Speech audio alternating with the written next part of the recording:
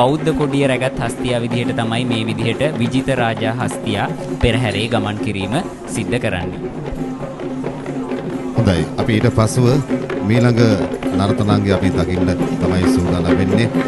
විද්‍යාංජලි කලා ආයතනයේ නියෝජනය රීතිගම කොතලපතේ නර්තනාංගය මහාචාර්යතුමනි.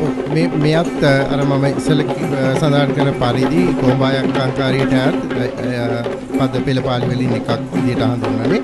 එතකොට මේකිනුත් සිද්ධ කරන්නේ විශේෂයෙන්ම දෙවියන් වෙනුවෙන් කැප කළ දේව භූමියකට පැන් ඉසීමෙන්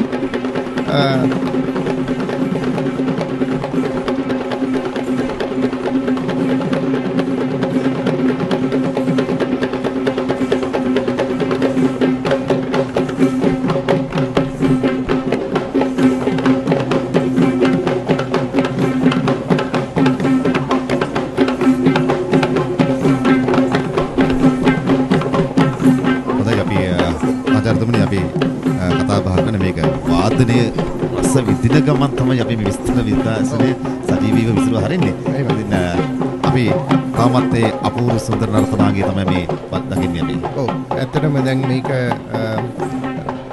ස්ත්‍රී පුරුෂ දෙපක්ෂයම විසින් මේක සිදු කරනු ලබනවා. ඇත්තටම කොතලපතේ විශේෂයෙන්ම කොඹායක්කාරියේ දකින්න ලැබුණත් ඒක පහතරට දෙවල් මඩු ශාන්ති කර්මයේදීත් අපිට දකින්න ලැබෙනවා. ඒකට දෙවියන්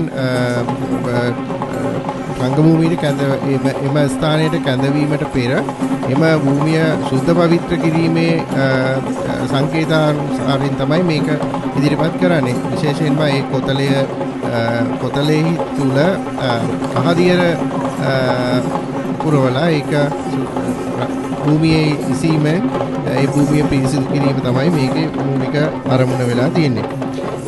විශේෂයෙන්ම උඩරට කොඹායක් අංකාරිය පහතරට දෙවල් මඩුවේ සමරගමුවේ පහන් මඩු